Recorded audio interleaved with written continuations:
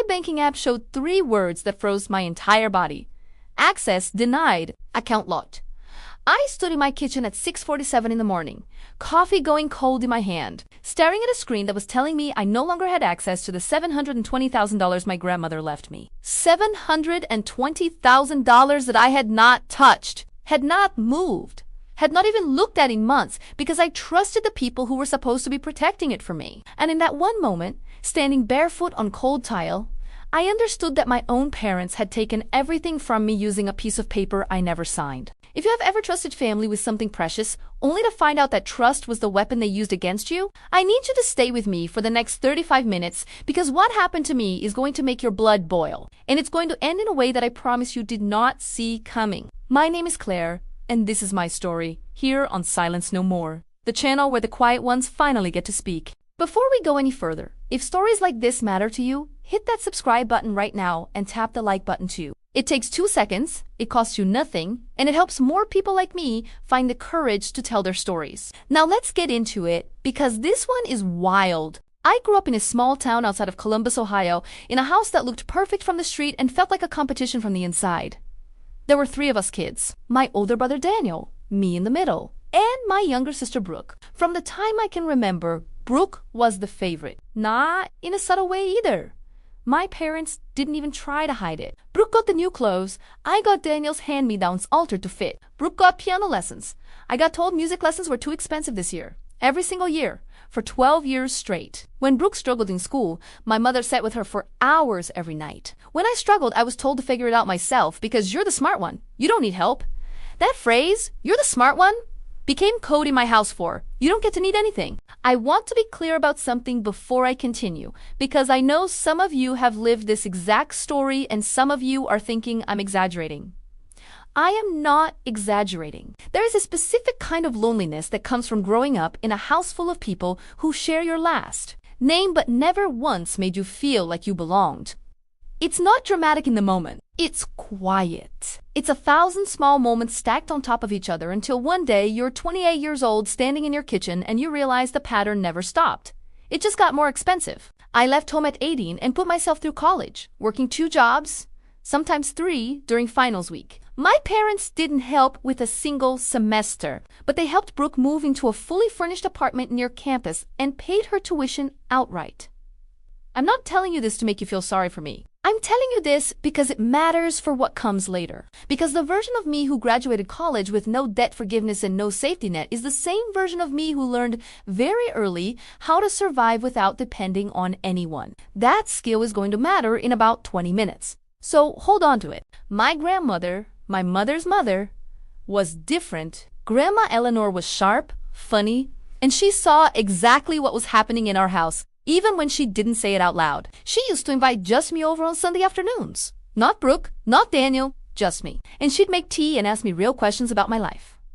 What do you actually want, Claire? Not what they want for you.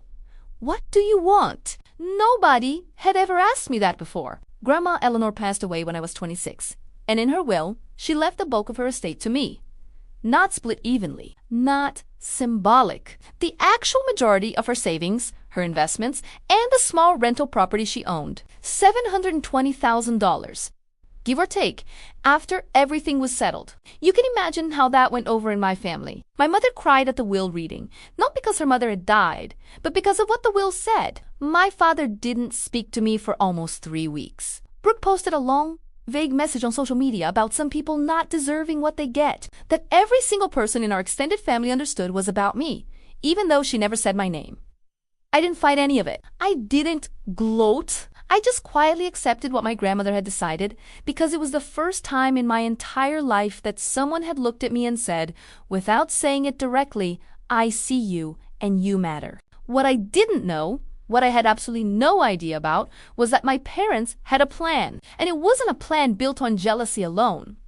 It was a plan built on access. See, the inheritance came with paperwork. A trust had to be set up to manage the rental property. Since I was living 3 states away in North Carolina and couldn't personally manage tenants and repairs from that distance, my mother, in what I thought at the time was a rare moment of helpfulness, offered to help me find a trust attorney back in Ohio who could set everything up properly. I was grateful. I was honestly a little surprised because helpfulness was not something I associated with my mother. Looking back now, I understand that gratitude was exactly what she was counting on. The attorney she recommended, a man named Gregory Holt, seemed professional enough over our phone calls. He explained that for convenience, since I was out of state, it would be easier to set up a limited trust document that allowed a secondary trustee to handle paperwork on my behalf.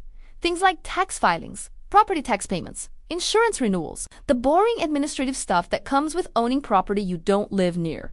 He said it was standard practice. He said almost everyone with out-of-state inherited property does this. He sent me a stack of documents to sign electronically, and because I trusted my mother enough to trust the attorney she had found, and because the documents were dense with legal language I didn't fully understand, I signed where I was told to sign. I want you to remember that moment because it is the hinge that everything else swings on. I signed documents I did not fully read, prepared by an attorney I did not choose, recommended by a mother who had spent my entire childhood making it clear I was not her priority. I trusted her one time for one piece of paperwork, and that single decision is what nearly cost me everything. For about a year and a half, nothing seemed wrong. The rental property got managed.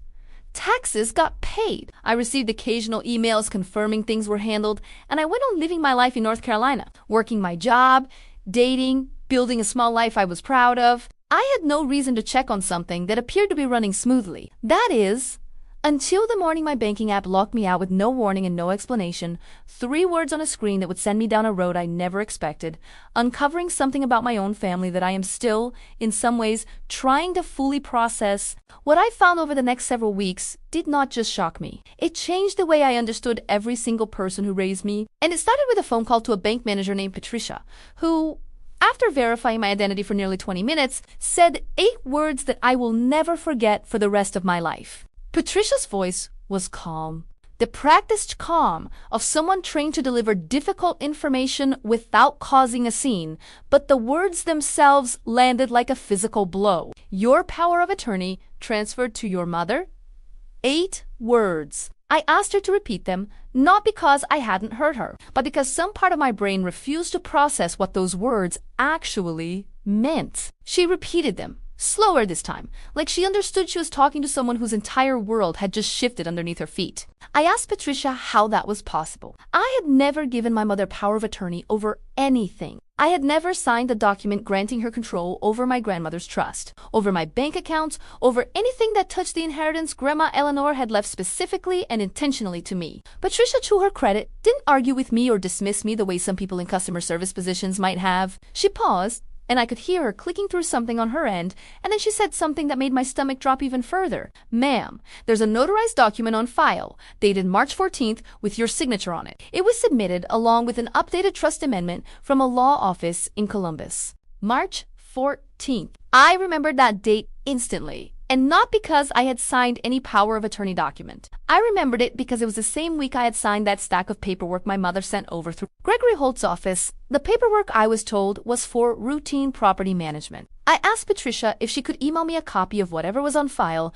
and she said she would need to escalate that request through their fraud department, but she could read me the basic language over the phone. As she read, I felt something cold settle into my chest, because buried in dense legal language, on what I now understood was page 11 of a 14-page document, was a single paragraph granting my mother, listed by her full legal name, Diane Marie Whitfield, complete and irrevocable financial power of attorney over all assets held in my name, including but not limited to the Eleanor Whitfield Family Trust. I had not read page 11. I had been told page 11 was a standard liability waiver related to property insurance. I had trusted the explanation because I trusted the people giving it to me. That trust was the exact tool they used to dismantle everything my grandmother had worked to give me. I sat down at my kitchen table because my legs genuinely did not feel like they could hold me anymore. And I started doing the math out loud, almost like I needed to hear myself say it to believe it. My mother had access to $720,000 that legally belonged to me. And she had locked me out of my own accounts, which meant whatever she had done with that access. She had done it knowing I would eventually find out, and she had done it anyway. That detail mattered more to me than almost anything else in that moment. This wasn't a misunderstanding. This wasn't a confused elderly relative making an honest mistake. This was a calculated decision made by my own mother, with enough foresight to lock me out before I could ask questions. I called my father next. mostly out of some desperate hope that he would be confused too, that he would say, "What are you talking about? Your mother wouldn't do that," and we could sort this out together as a family the way I had spent my entire life wishing my family actually operated. Instead, my father answered on the second ring. And before I could even finish explaining what Patricia had told me, he said, in a tone so flat it still echoes in my memory, "Claire, your mother and I think it's best if the trust is managed by someone more financially responsible right now. We'll talk more when you've calmed down."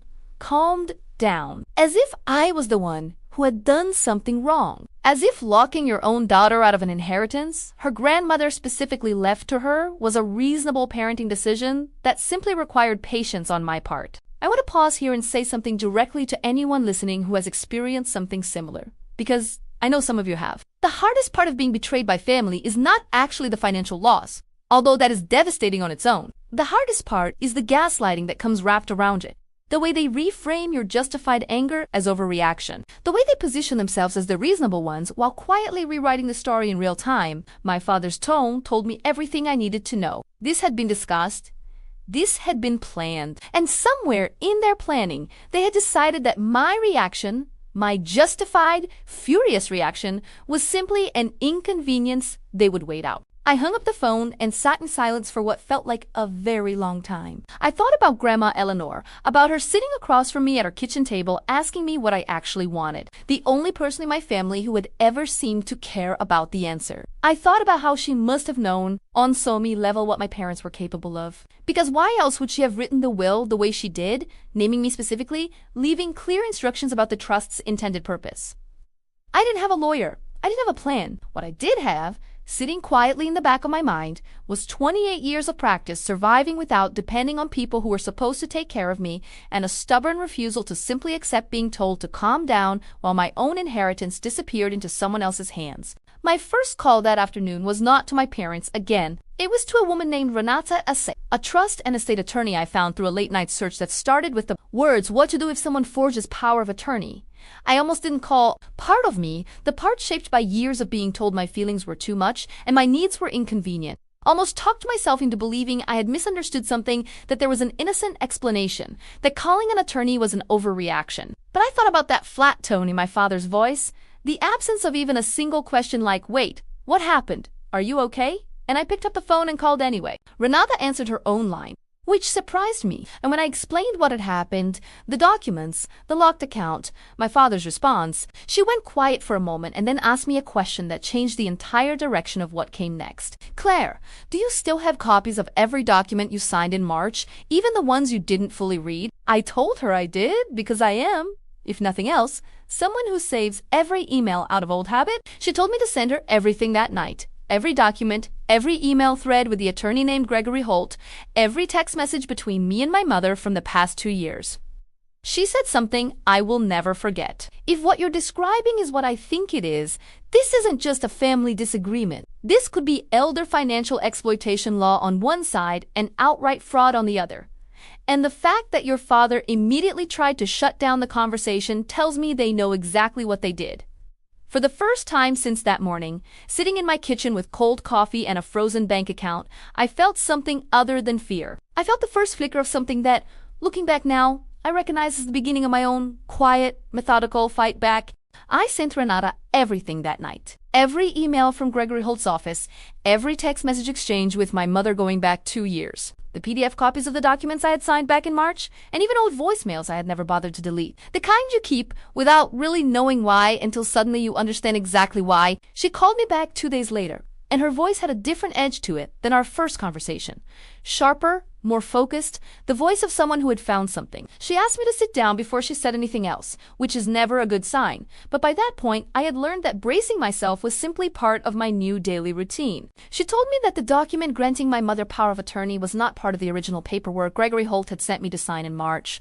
The font was subtly different. The margins were off by a fraction of an inch compared to every other page in the packet. Renata had a forensic document examiner she worked with on estate disputes. And after comparing the page in question against the rest of the file, the examiner's conclusion was that page 11 had been inserted into the document after I had electronically signed the original packet, using a signature that had been lifted and pasted from my actual signature on page 9. In plain terms, somebody had taken my real signature from a different page of a document I had legitimately signed and used image editing to place it onto a power of attorney clause I never agreed to and never even saw. This wasn't a misunderstanding about legal language buried in fine print. This was forgery. Plain and simple, premeditated, and deliberate. I remember sitting with my phone pressed against my ear, staring at my own kitchen wall, feeling something shift inside me that I can only describe as the moment grief turns into resolve. Because up until that call, some small, stubborn part of me had still been holding on to the idea that maybe I had simply missed something. Maybe I had signed more than I realized.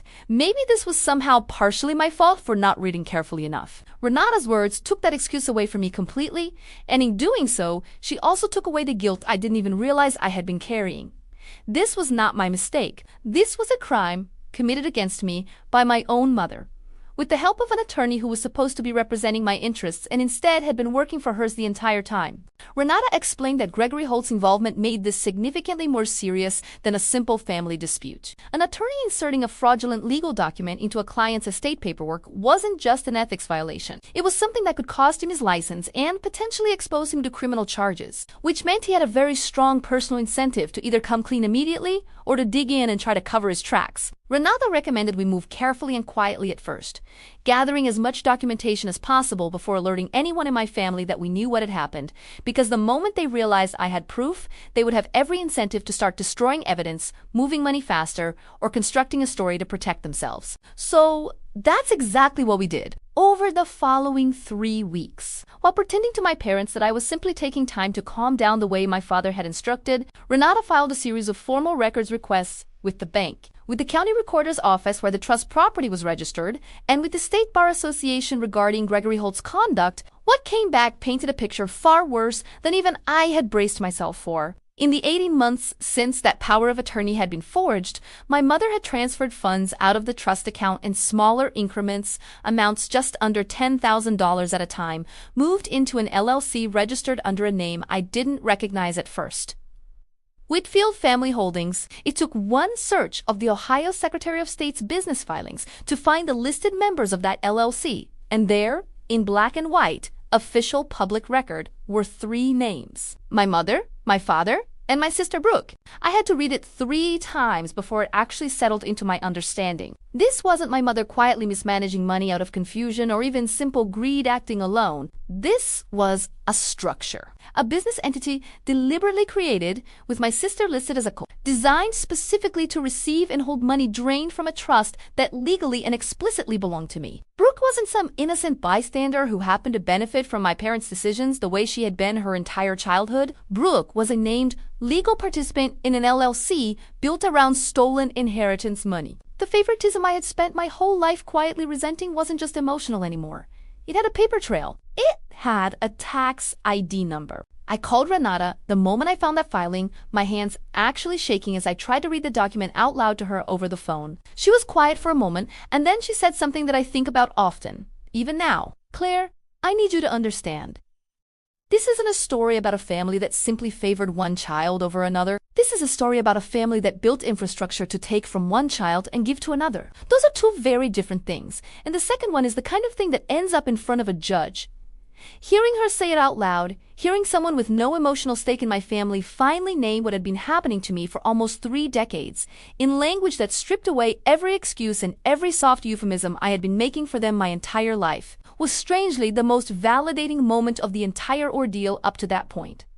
Not the money, not even the legal proof. Just hearing someone say, plainly, "This is what was actually done to you, and it has a name." What followed that discovery wasn't an immediate confrontation. Renata was firm about that. She told me the worst thing I could do now was let my emotions push me into a phone call where I would say everything I was feeling and give my family time to prepare a unified defense before any formal legal action was filed. So instead, I did something that, looking back, was probably one of the hardest things I have ever done. I kept going to family dinners. I kept answering my mother's casual texts about weather and work and nothing important. I sat across from Brooke at our cousin's birthday party 3 weeks after discovering her name on that LLC filing and made small talk about her job while she had no idea that I already knew exactly what she had quietly let our parents pull her into. Every smile I gave my mother during that period cost me something I still don't fully have language for, but Renata was building our case, methodically, carefully, while my family continued operating as though I was simply a problem they had successfully managed and put away. What none of them knew, what not a single person at that birthday party had any idea about, was that Renata had already begun drafting a civil complaint that would name all three of them, and that she had also quietly referred the forged document evidence to a county prosecutor's office that handled financial elder exploitation and fraud cases. Because while I wasn't elderly, the fraud statute covering forged power of attorney documents in Ohio didn't require the victim to be elderly to apply, just vulnerable to a position of trust that had been deliberately exploited. My family thought the conversation was over because I had gone quiet.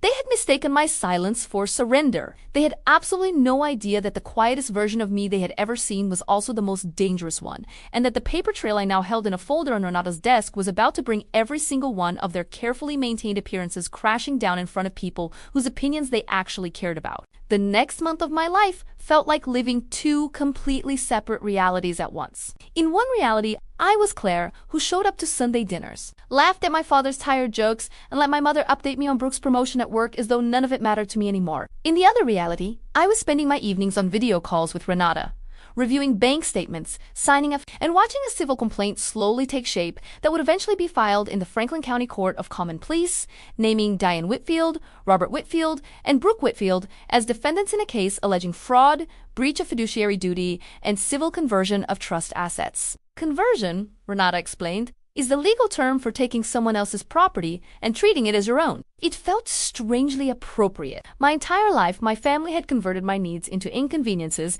and my achievements into threats. Now, there was finally a legal word for what they had converted, and it had a dollar amount attached to it. Renata also brought in a forensic accountant named Marcus Delgado, whose entire job was tracing exactly where money goes once someone tries to make it disappear into shell structures. Marcus pulled bank records connected to Whitfield Family Holdings LLC and found that of their roughly $110,000 that had already been moved out of my trust account by that point, about half had gone toward a down payment on a lake house registered under my parents' names, and the other half had been transferred directly into an account belonging to Brooke, which she had used, among other things, to pay off her car loan and put a deposit on a wedding venue for an engagement she hadn't even told me about yet. I found out my younger sister was getting married from a financial record obtained through legal discovery before I found out from her directly. I want you to sit with that for a second, because I certainly had to. There's a particular kind of numbness that sets in once the shock wears off and you're simply left with facts laid out in spreadsheet form.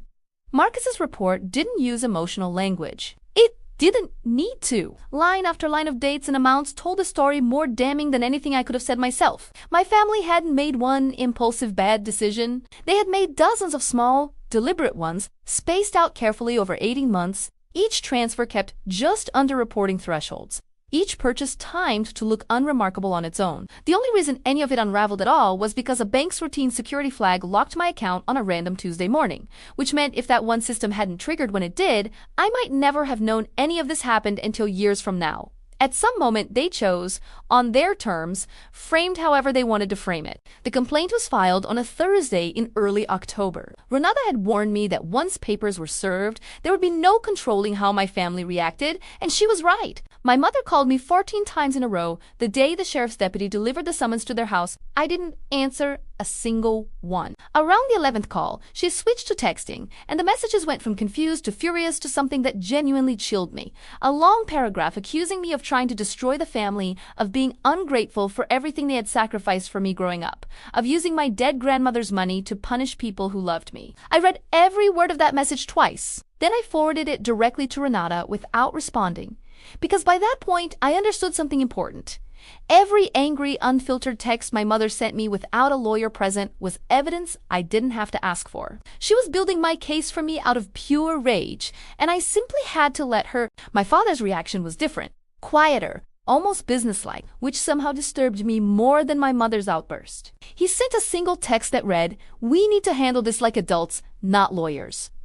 Call me, I didn't call him. Renata had been very clear from the beginning that any direct communication from this point forward needed to go through counsel, both for my protection and because, frankly, my father's idea of handling things like adults had already proven to mean signing forged documents and freezing my accounts without a word of warning. I wasn't interested in another private conversation where I would somehow end up apologizing for their crimes. Brooke was the one who actually showed up at my apartment. I hadn't given her my new address, which meant she had gotten it from someone, probably our mother, and she stood on my doorstep on a rainy Saturday afternoon looking smaller than I had ever seen her, mascara already smudged before she even said a word. I almost let her in. I want to be honest about that, because despite everything, some old, deeply conditioned part of me still felt the pull to protect her, to smooth things over, to be the bigger person the way I had been trained to be my entire childhood. But I thought about her name on that LLC filing, about the wedding venue deposit paid for with money that was supposed to secure my future, and I kept the door open only the width of the chain lock. She told me she didn't know the full extent of what our parents had done, that she thought the money in that account was simply family money being managed, that she never intended to hurt me.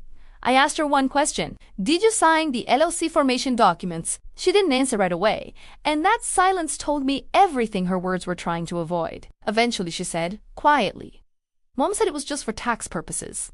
I told her, as calmly as I could manage, that ignorance signed in black ink on estate filing still has your name on it, and that I hoped, for her own sake, she had a lawyer separate from our parents' attorney, because their interests and hers were not the same anymore, no matter how much she wanted to believe otherwise. Then I closed the door, gently, and I cried harder than I had in years.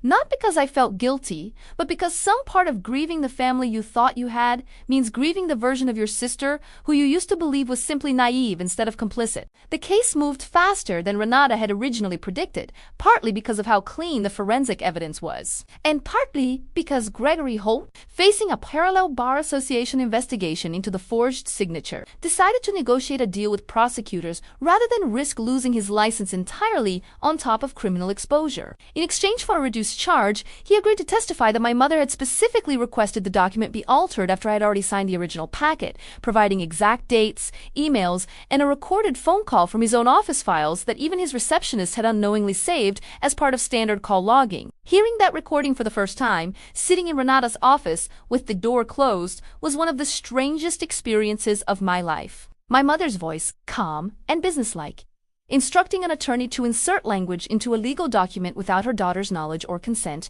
talking about me the way you'd talk about a logistics problem rather than a daughter. There was no love in that recording. There was no conflicted parent wrestling with a difficult decision. There was simply a woman giving instructions efficiently, the same way she might have ordered furniture for the lake house she eventually bought with my money. That recording changed everything about how the case was going to go, and Renata told me, with the kind of measured calm lawyers use right before delivering enormous news, that we were no longer simply looking at a civil judgment to recover funds, with Gregory Holt's testimony and the recorded call as evidence. The county prosecutor's office had decided to move forward with criminal fraud charges against my mother directly, with my father named as a co-conspirator given his role managing the LLC's lake house purchase and Brooke facing a separate, lesser inquiry into her own knowledge and involvement. For the first time since that morning my banking app locked me out, I understood that this wasn't simply going to end with money quietly changing hands and an awkward holiday season ahead. This was going to a courtroom, in front of a judge, with my mother sitting at a defendant's table,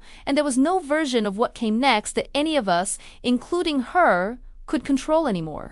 The arraignment took place on a gray Tuesday morning in November, and Renata insisted I be there in person, not because the law required it, but because she believed, correctly, that I needed to see this stage of the process with my own eyes rather than hearing about it secondhand through court documents and phone calls. I sat 3 rows behind the prosecution's table, wearing a plain navy blazer Renata had suggested, professional, not vindictive as she put it, and watched my mother walk into a courtroom in handcuffs for the first time in her life. I want to be honest with you about what I felt in that moment, because it wasn't the triumphant satisfaction you might expect from a story like this. It was something far more complicated, a tangled knot of grief and vindication twisted so tightly together that I genuinely couldn't separate one feeling from the other. This was still my mother, the same woman who had taught me to ride a bike in our driveway, who had sat up with me during a bad fever when I was 9 years old, who had also, somewhere along the way, decided that loving Brooke meant stealing from me. Both of those women were the same person walking through that courtroom door.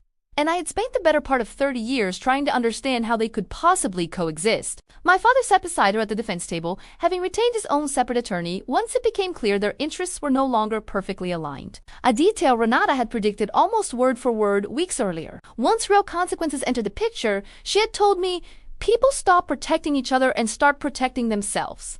She was right. By the time formal charges were filed, my father's attorney had already begun signaling to the prosecution that he was open to a cooperation agreement, providing details about the lake house purchase and the timeline of when he became aware of the forged documents in exchange for more lenient treatment. Watching two people who had been married for 31 years sit at the same table while their lawyers quietly maneuvered against each other behind the scenes was a strange, almost clinical kind of heartbreak. Not for me directly, but for the version of family I had spent my whole life hoping might still be possible somewhere underneath all the favoritism and neglect. That hope, sitting in that courtroom, finally and completely died. Brooke was not charged criminally, at least not initially, though she remained named in my civil suit and was required to testify in a deposition regarding her knowledge of the LLC's formation and her use of the transferred funds. I learned later, through Renata, that Brooke had hired her own attorney after our doorstep conversation, separate from our parents, exactly as I had suggested,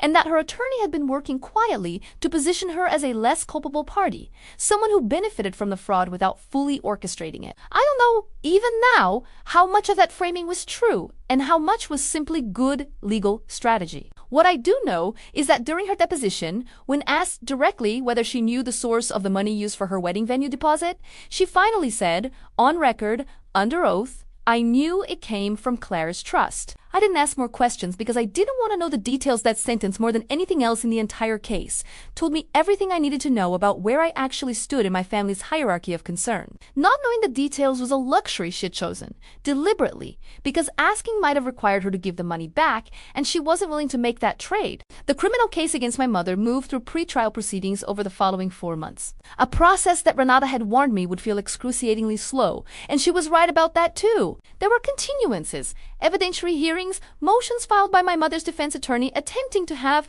Gregory Holt's recorded phone call thrown out on procedural grounds, all of which failed, largely because the recording had been captured as part of standard business call logging that Holt's office had used for years, well before any of this began, meaning there was no question of it being deliberately planted or manipulated. Each hearing chipped away a little more at whatever fragile hope my mother's legal team had of getting the case dismissed before trial. By February, facing the combined weight of the forged document analysis, the recorded phone call, and Marcus Delgado's financial tracing report showing the lake house purchase down to the dollar, my mother's attorney began negotiating a plea agreement rather than risk a jury trial where all of that evidence would be presented in full, publicly, with local news outlets that had picked up the story after the criminal charges were filed. That part surprised me more than almost anything else in this entire ordeal. I hadn't anticipated local media interest, but apparently stories involving forged trust documents and family, LSCs used to hide stolen inheritance money, are exactly the kind of local true crime content that gets picked up by small news stations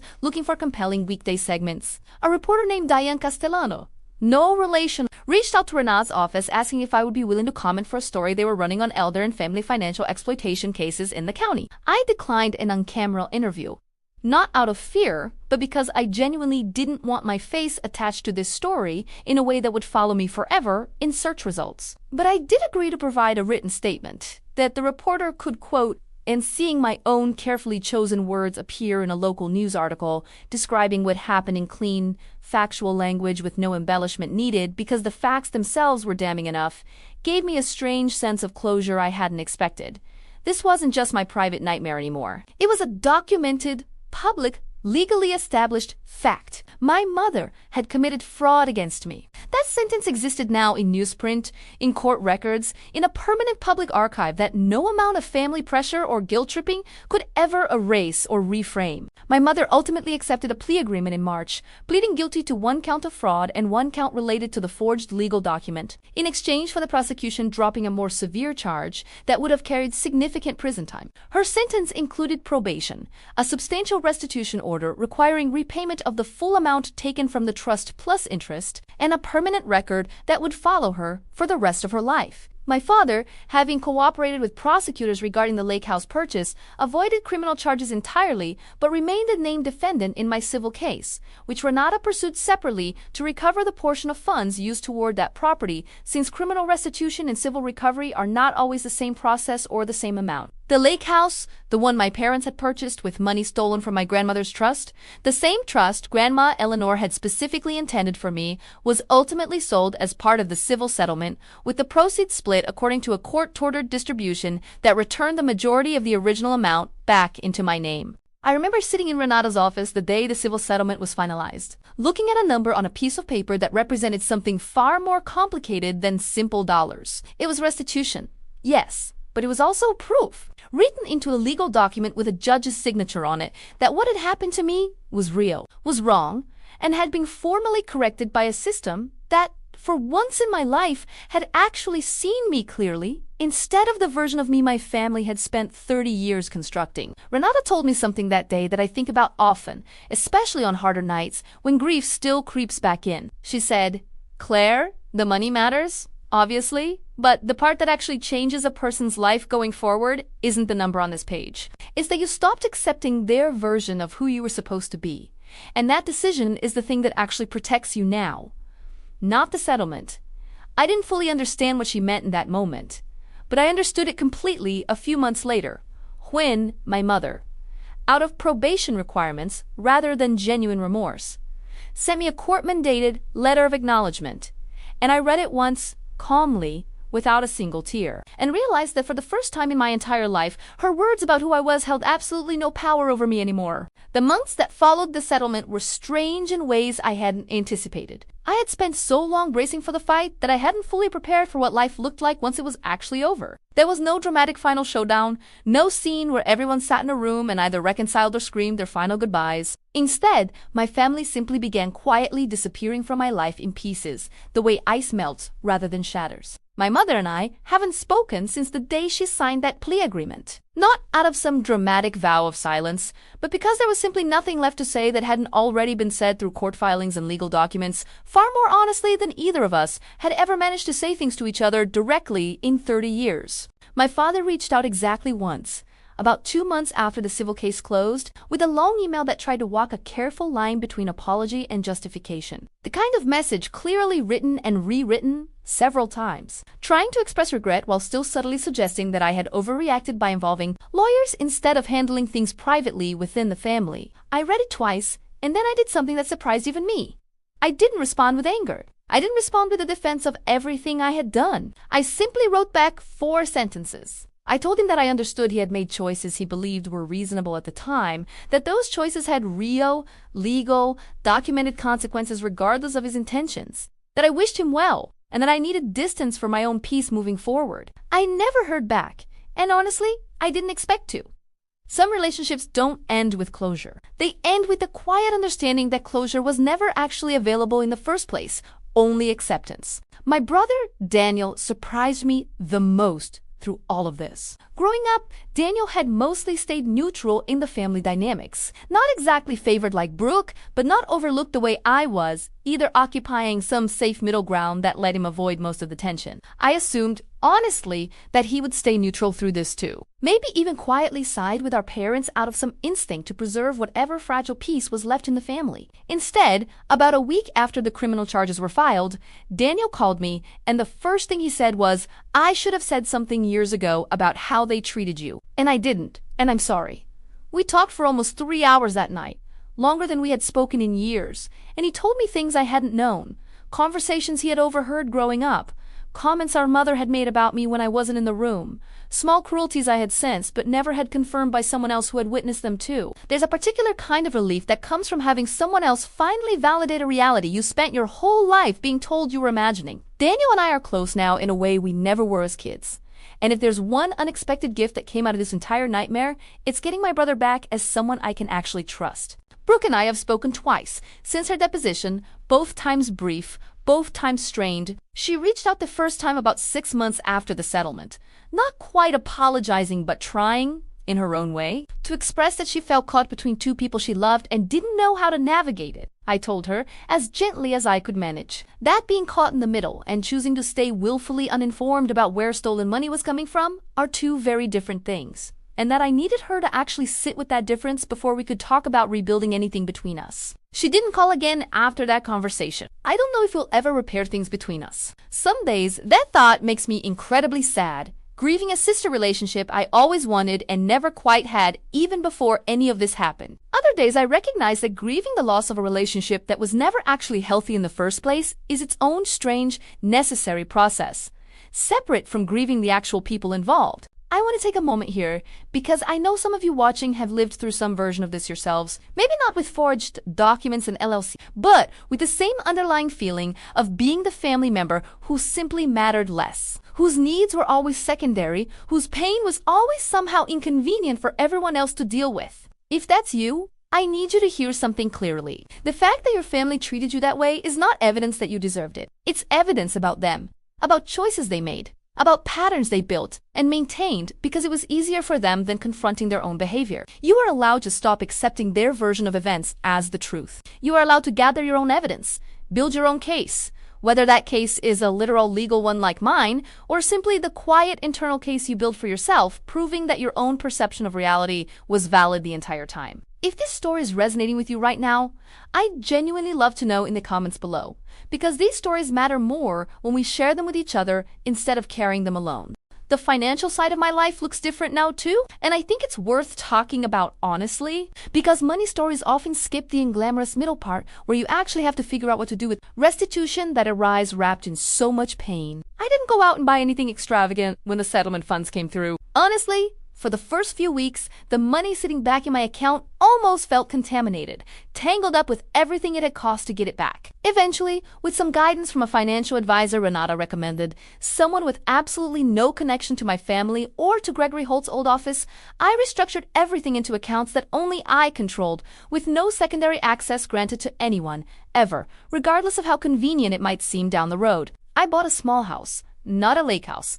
Nothing extravagant, just a modest 2-bedroom place, about 20 minutes from where I work. The first property I have ever owned outright, with my name as the sole party on every single document, documents I now read in full, every page, every line, no matter how long it takes or how tedious the language gets. I learned that lesson the hardest possible way, and I have no intention of ever learning it twice. Grandma Eleanor's rental property, the one at the center of this entire ordeal, is still in my name, still generating income. Now managed properly through a licensed property management company, I researched and vetted myself, with monthly statements that come directly to me, reviewed by my own accountant, rather than filtered through anyone claiming to act on my behalf. Sometimes I drive past that property when I'm in Columbus visiting Daniel, and I park outside for a few minutes, thinking about Grandma Eleanor sitting across from me at her kitchen table all those years ago, asking what I actually wanted. I think she would be furious about what happened.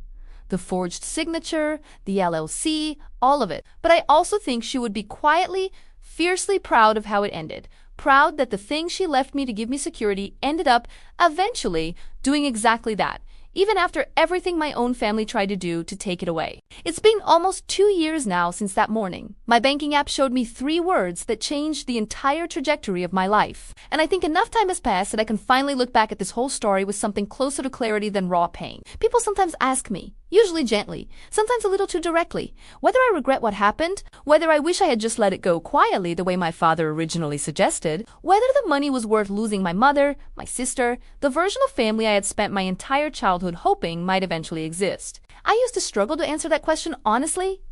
Now I don't struggle at all. I don't regret a single decision I made. Not the phone call to Renata, not the months of pretending everything was fine while evidence was being gathered, not even the hardest moment of closing that door on Brooke standing in the rain. What I regret, if I regret anything at all, is the 28 years before that morning. The decades I spent quietly absorbing the message that my needs were less important, that my pain was inconvenient, that love in my family was a finite resource that always seemed to run out exactly when it reached me. I think a lot about the version of me who almost didn't call Renata that first night, the version shaped by years of being told to calm down, to not make a scene, to consider everyone else's feelings before my own. That version of me nearly talked herself out of fighting for what was rightfully hers, because fighting felt unfamiliar, almost dangerous, like breaking a rule nobody had ever explicitly stated but everyone in my family understood instinctively. I think about her with a lot of compassion now, because I understand exactly why she almost stayed silent. Silence had kept the peace for nearly 3 decades. Silence had been rewarded in its own twisted way with just enough scraps of approval to make staying quiet feel survivable. But staying quiet had also cost her everything Grandma Eleanor had tried to give her, and somewhere underneath all that conditioning, she found the one thing that finally mattered more than keeping the peace, which was simply refusing to let someone else's comfort come at the permanent cost of her own future. My relationship with money has changed in ways that go beyond just the practical lessons about reading every page of every document I sign. I used to think of financial security as something other people handled for me, something that existed in the background while I focused on the parts of life that felt more meaningful. Relationships, career, the day-to-day texture of living. This entire experience taught me that financial literacy isn't separate from self-respect. It's actually one of the clearest expressions of it. Understanding your own accounts. Knowing exactly who has access to what. Asking uncomfortable questions even when someone you love is offering to help. These aren't paranoid behaviors. They're basic forms of self-protection that I wish someone had taught me decades earlier, instead of learning them through a forged signature in a courtroom. If there's one practical piece of advice I'd want anyone watching this to walk away with, it's this. Never let anyone, family included, especially family, convince you that loving them means signing something you haven't fully read and understood yourself. Love and financial boundaries are not opposites. The healthiest relationships I have in my life now, with Daniel, with a small handful of close friends who showed up for me during the hardest stretch of this whole ordeal, are relationships where boundaries were never even a point of contention, because the people in them never needed me to abandon my own protection in order to prove my love for them. I've also had to make peace with the kind of grief that doesn't get talked about very often. The grief of mourning relationships that are technically still alive.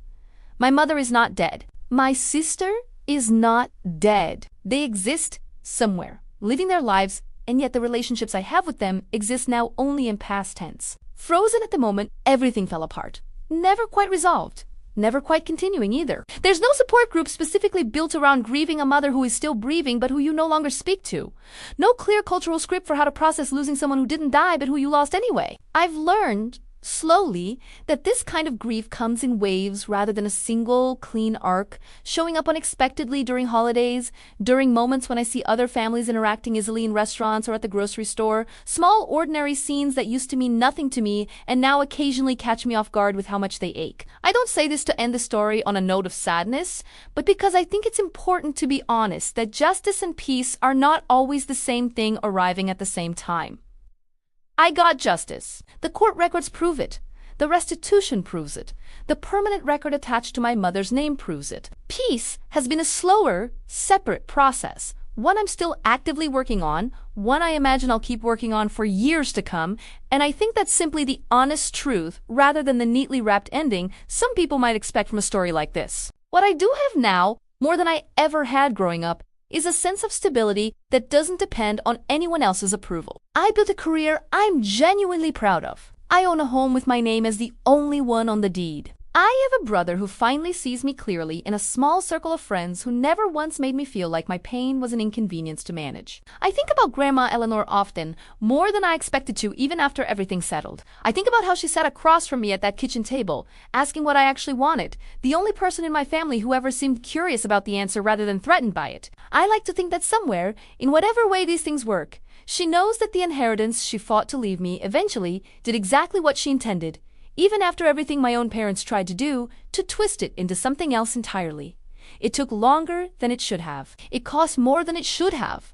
Not in money, but in family, in trust, in the particular kind of innocence that lets you believe your parents would never deliberately harm you. But it got there in the end, and I got there too, standing on the other side of all of it.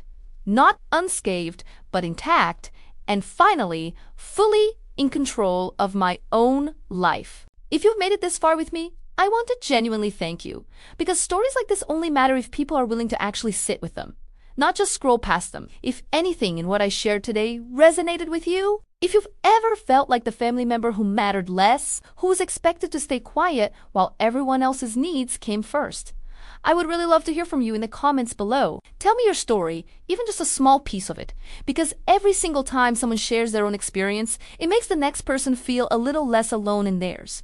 And honestly, that's exactly why I decided to tell this story in the first place. If this video moved you, made you think, or reminded you of someone in your own life, please consider sharing it with them. Sometimes the most important thing you can do for someone going through something similar is simply let them know they're not the only one. And if you haven't yet, make sure you're subscribed here on Silence No More, because there are so many more stories like this one still waiting to be told. Real people who spent too long staying quiet finally getting the chance to speak. Thank you for listening. Thank you for being here.